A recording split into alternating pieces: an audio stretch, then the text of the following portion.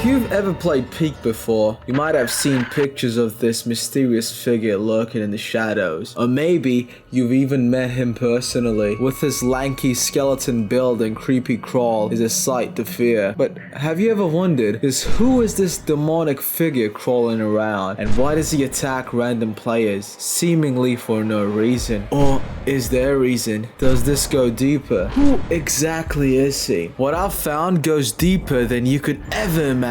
This, my friends, is a dark secret of the Scoutmaster.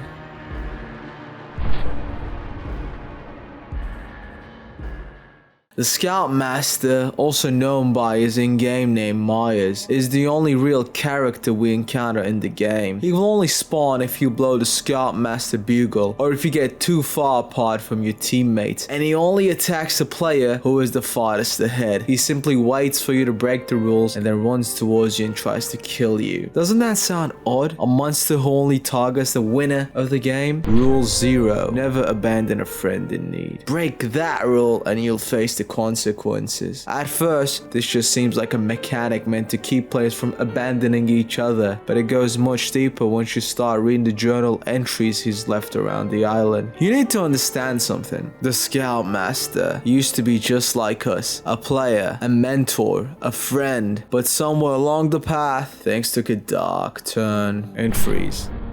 We know the Scoutmaster's name is Myres because he left multiple journal entries signed with his name. The first one is fairly innocent, the guidebook journal you see at the start of every game, teaching you the mechanics of jumping and climbing. But there are more entries scattered around the island as a part of an achievement called the Bookworm Badge. To earn it, you need to find and read extra journals that Myres the Scoutmaster left behind, and reading them tells a story you might have completely missed. The first page explains how Myres' ship crashed and he and his scouts got stranded on the same island that we end up on. Dear diary, bad news. The ship captain made an oopsie and we wound up crashed on this mysterious island. Thankfully, mysterious islands are my specialty. With our whole troop working together, we'll reach the top of the peak and signal for help in no time. In the meantime, I'll take this opportunity to add some additional pages to my famous guidebook, Scoutmaster Myres. But here's the key difference. We crashed via plane and he arrived by ship. So assuming it wouldn't be such a big stretch, we can assume that we belong to the same scout organization as the Scoutmaster. So why would he use a ship if we used a plane? With some big brain thinking, we could get to the conclusion. The Scoutmaster got stranded long before commercial airplane flights were common, and that's why he arrived by sea. A quick Google search shows commercial flights started in 1914 and became affordable around the 1970s. That doesn't give us an exact timeline, but considering the game takes place in 2025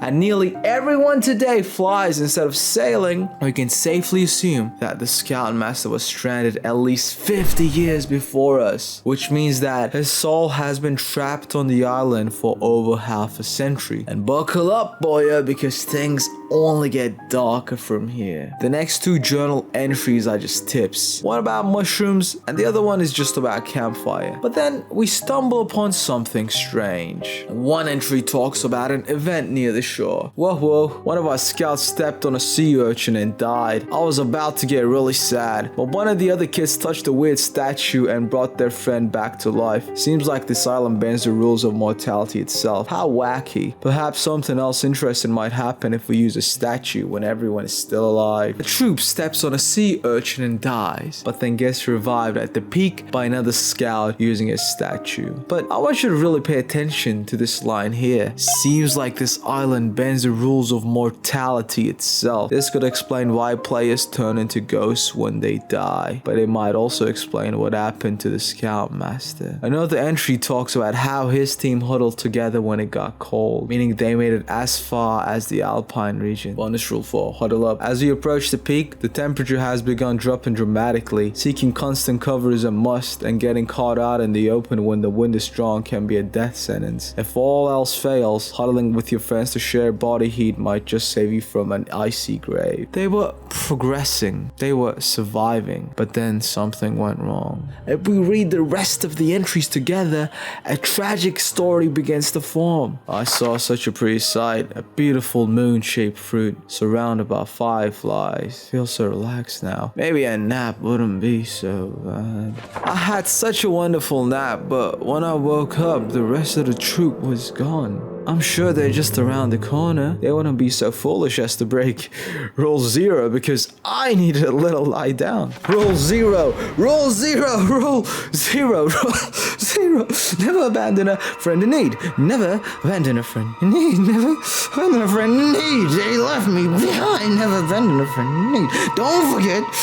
Rule 0. At one point, the Scoutmaster finds a knapberry and falls asleep. Knapberries usually spawn near the bottom of the mountain. Players typically find them after falling. So maybe the Scoutmaster fell during the alpine stage, found a knapberry, passed out near a capybara area, and when he woke up, his troops were gone. He helped them climb, he taught them everything. He enforced the rules, especially Rule 0. Never abandon a friend in need. And yet, that's exactly what they did to him. At the end of the game, players launch a flare into the sky and a helicopter arrives to rescue them. Helicopters for search and rescue missions became common starting in the late 1940s, around 1946, which fits the timeline of myres' story. So it's possible that while myres was stranded after the shipwreck, his crew managed to signal for help and escape by helicopter. But for some reason, myres was left behind. Maybe his crew secretly hated him. Maybe they just didn't care. And now, his skeleton and soul haunt the island and the players to this day. So imagine it. You're stranded on an island with your scout team after a shipwreck. Day after day, you're teaching them survival, trust, discipline. You're telling them never to leave each other behind. But then one day you fall and they leave you behind. Alone, starving, forgotten. So that's what happened to Scoutmaster Myres before he became the monster that we know today. Maybe he still pushed through and made it to the peak and realized that he needed a flare. You see, he wasn't always this way. He was a leader, a protector, but now